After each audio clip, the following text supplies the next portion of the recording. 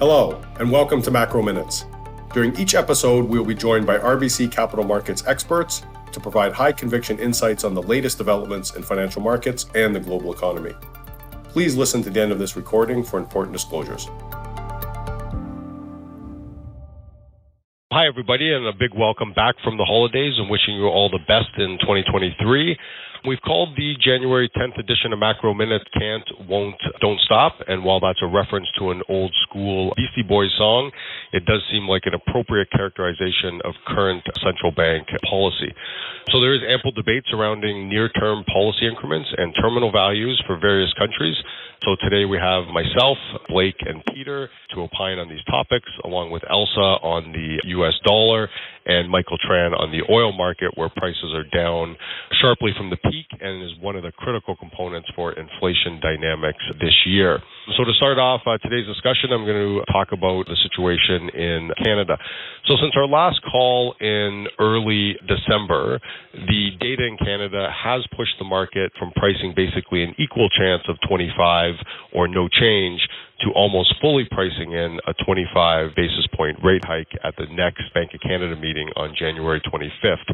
It is difficult to argue with this pricing, given the evolution of the recent data we've seen, and specifically the CPI data, where the 3-month annualized trends in core inflation were stickier than expected. Q4 growth is shaping up to be better than expected based on the October monthly GDP data and the nowcast estimate for November. And third, the labor market has posted 2 strong readings in the past 3 months. Now, despite market pricing being very close to 25 basis points, I would say nothing is a lock for the next meeting. The Bank of Canada has shown a penchant for surprising the market in the past year.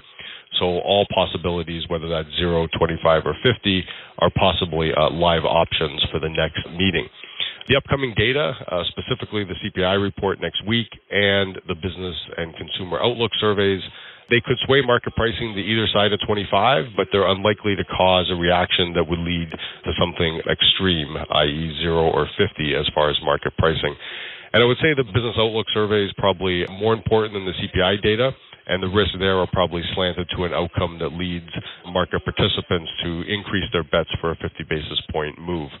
I think importantly, regardless of whether the BOC hiked 25 or 50 at the next meeting, or if they did 2 consecutive 25s, we do think duration can perform pretty well in 2023, especially as the Fed nears the end of its hiking cycle also. So just to put it in perspective, U.S. bonds, they have posted positive total return performance in the 3 to 12 months following the completion of every rate tightening cycle we've seen back to the early 1980s. So I think even in a higher for longer scenario for policy rates for Canada or even possibly the U.S., I do think duration can perform okay in Canada in 2023. And some final thoughts on the curve and Canada-U.S. spreads. The CAD curve, we think, should stay deeply inverted, and any steepening moves should be faded until the rate-cutting cycle unfolds, which we don't think will happen in 2023. And on Canada-U.S. spreads, they have adjusted sharply over the past month, but we don't see CAD outperformance continuing from here. With that, I'll turn it over to Blake to tell us about the Fed and the bond market.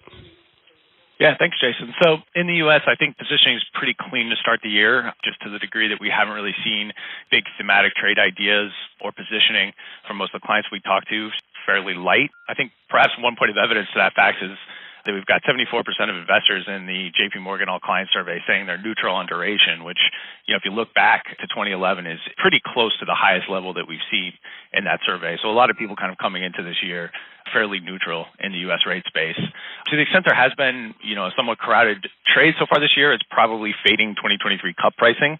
The pain on those trades over the last week led to some cleaning out of those positions. And again, I think we're back to a place where positioning is fairly clean. Steepeners, particularly in forward space, also coming back in vogue. But overall, even there, I think the actual action on some of those positions is still relatively light. A lot of this kind of light positioning, lack of kind of big ideas, big themes, big conviction, is that markets are kind of stuck between the chop between 2 themes.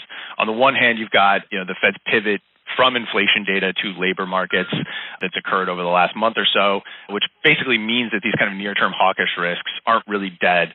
Despite the softening of inflation data we've seen, the Fed can kind of maintain this hawkish bend, and I think there's still these upside hawkish risks that exist as long as labor markets remain tight and the labor market data remains strong, even if we're seeing CPI prints, inflation data starting to soften. So you've got that on the one hand, and then on the other hand, you've got this theme around expectations for an economic slowdown and cutting cycle later this year. And those two things are kind of playing against each other, and I think kind of setting the two sides of these ranges that we're in. Interestingly, fast money, I think, is kind of tended towards the former, more on kind of the fading of cut pricing and really thinking the Fed's going to be more hawkish over the next year, where you've got real money looking more at that kind of cutting cycle and kind of more focused on that steepener side of those two themes. For our part, I think the back and forth between these may persist and keep rates somewhat range bound for some time, even if that range is relatively wide. Anytime we see 10s dropping down towards something around 350, you start hearing from many people that they're too rich, and I think short interest comes out. But conversely, anytime we try to really back up and you see 10s heading back to 4%, there's a lot of active demand to buy at those kind of higher levels. So that kind of keeps 10s chopping around inside of this, let's call it 350, 385 type of range. Part of this is due to the fact that, on both of these themes, there's some potential delays before we really get confirmation on either one of them. On the cut side, markets are really only willing to trust Fed guidance out, let's call it 3 to 6 months on not cutting, despite their, persistence that they're going to hold rates higher. Markets just seem very unwilling to accept anything they have to say about that. And it really may just take time before we really get to a place where that cut pricing can really more meaningfully fade, despite the fact that we've had market participants, fast money in particular, trying to push against that. It's just going to be a long time before we see enough data to really convince us that, the Fed's going to be in a place where they're not cutting rates late this year. On the other side of it, on the kind of near-term hawkishness, even there may be some delays till we really get some confirmation on where that terminal rate is. Markets have been pretty well pinned, pricing a terminal below 5%. For our part, we still see a 5 1/8 term, this March. But if the Fed does slow down to a 25 basis point pace of hikes at the February meeting, which, is the most likely probability priced into markets right now, if they do step down to that pace, it could stretch out the arrival at that 5 1/8 terminal rate and really push out the timing that markets would have to reconcile with an above 5% terminal rate. It could push that out several months because you really wouldn't arrive at that rate until May at a 25 basis point pace. So unless they go 50 at the February meeting, it's possible that gets stretched out longer, and we're kind of how high that terminal rate can go, and markets just kind of refusing to price in anything above 5%. So I'll stop there and pass it along. Okay, thanks a lot, Blake. Over to Peter to tell us about the situation in UK or Europe. Yeah, thank you. And first of all, Happy New Year from my side as well.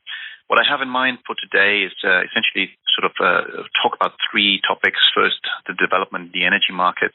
Secondly, the implication for inflation and the inflation numbers that have been released. And then thirdly, the impact on the central banks and the upcoming meetings.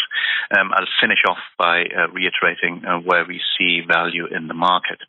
So first of all, energy markets have been a crucial linchpin of the situation for Europe for the obvious reasons. And the development since we last recorded this has been a fairly dramatic drop. This dramatic drop comes essentially from three angles. One is that, as was previously suggested, the ultimate demand for energy has come down quite significantly, particularly on the continent of Europe. Secondly, therefore, the storage levels of gas in particular are relatively high. And then thirdly, with a bit of luck, the weather has been relatively mild, and therefore the typical seasonal patterns have been much weaker than they otherwise have been. And what we currently see is that gas, but also power prices are coming down to levels sometimes where they have been before the outbreak of the war in Ukraine. Now, this is obviously relatively good news for the European economies. And the implication is that inflation has been released much lower than where it was previously expected. It was always expected to come down, but it came down much more. Now, full disclosure, yes, we do calculate in the special effects that come from the German subsidies on gas prices for December. And yes, I am fully aware that the core rate of inflation is still increased, and I'll say something about that in a second. But nevertheless, inflation has come down, and when you look across Europe, particularly sort of in places like Spain, it has come down, and where the impact of lower wholesale prices to retail prices is much faster. We think that will continue, and we have said on numerous occasions that inflation will continue to decelerate, and I do think that with a bit of time delay, also core inflation will start to decelerate as well.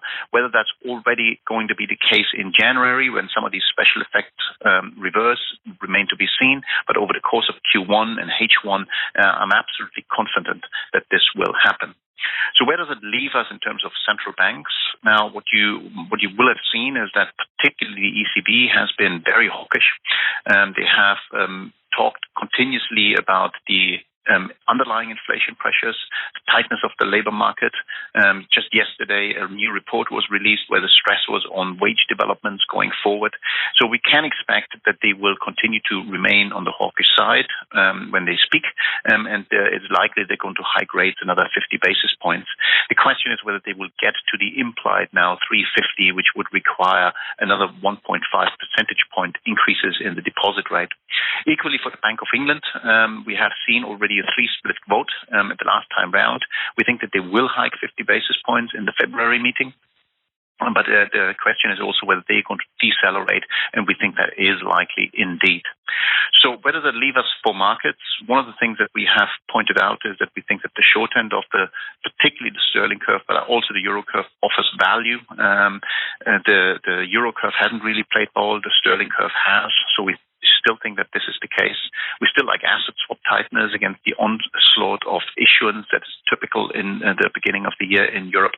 And also one of the other elements that I point out that against this view that the terminal rate is unlikely going to be shifted significantly higher, implied volatility has also come down. We have expected that. We have been recommending short straddles and strangles, and I still think that this is a very good idea.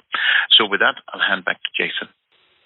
Okay, great stuff, Peter. Over to Elsa to talk about the swings in the U.S. dollar recently and why it doesn't feel like a typical January. Great, thanks, Jason. So from our perspective, it's been an interesting start to the year. There's been a very strong consensus heading into 23 that the US dollar is going to go down, and yet it started against plan, and I think a lot of people got caught out by the price action last week. Where I think clients are really struggling at the moment is translating some of those rates moves that Peter and Blake and Jason discussed into the FX environment. If, for example, the Bank of England is more hawkish than expected, is that really a positive outlook for sterling? Where we'd prefer to focus on is the impact of the withdrawal of central bank liquidity and what that means for countries with high external deficits. If we look at the moment across the universe of both G10 and EM, there are certain countries that have been incredibly reliant on what has been called the generosity of strangers. So whether that's the UK or in LATAM, Chile, Colombia, where the current account deficits are eye-watering in many cases. And we think there's good opportunity to play those as shorts against either neutral or long current account surplus currencies on the other side. In G10, one trade we like at the moment is long euro sterling. In LATAM, we're biased towards short COPI and short Chile and looking at long Brazil and perhaps long Mex on the other side of it. In general, though, it's a very tricky environment to take directional views on rates and FX, and we're just far more interested in playing those longer-term relative value trades.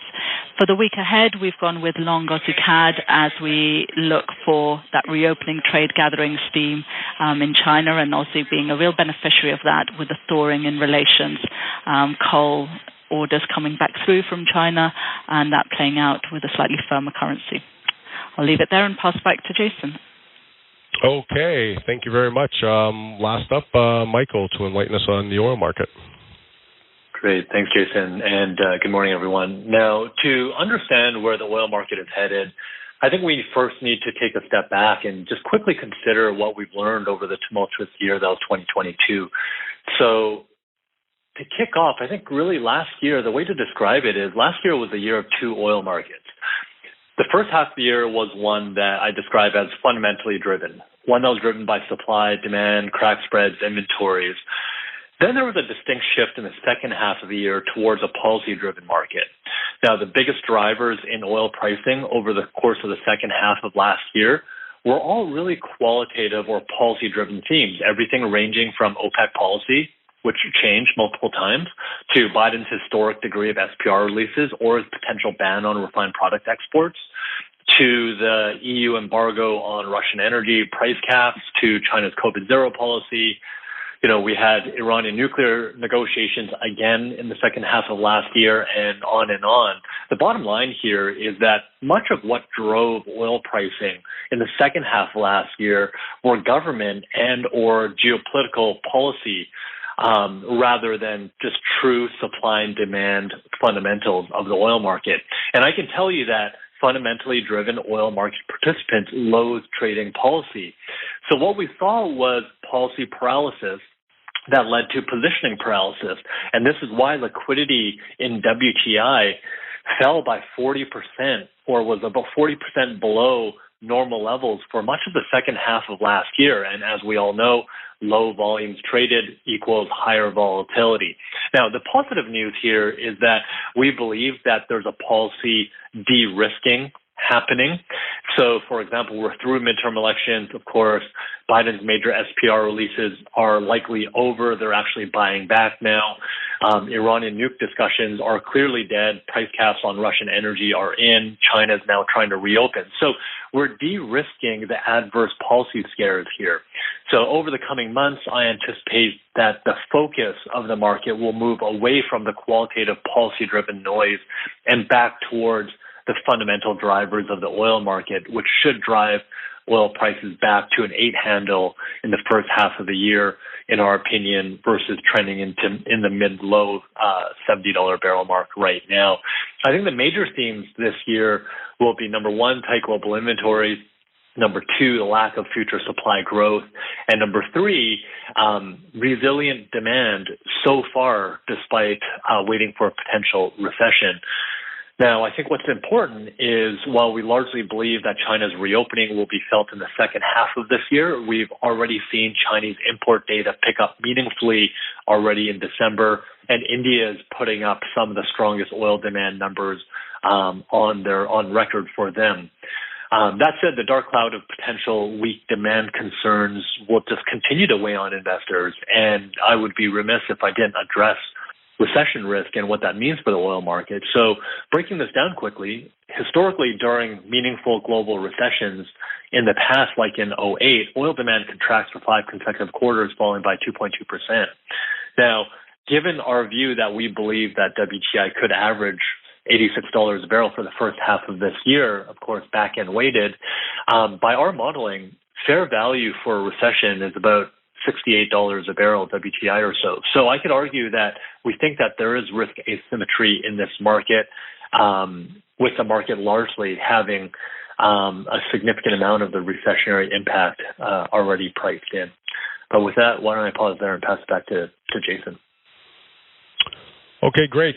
Thank you very much, everybody, and thank you, everybody, for joining this edition of Macro Minutes. I would say to reiterate one of our messages from late last year that 2023 could turn out to be as challenging as 2022, but for different reasons as markets transition from higher rates to the next stages of policy cycles, which could show significant cross-country differences and impact relative asset markets. So stay tuned to our publications or reach out to us directly in the interim for any additional insights.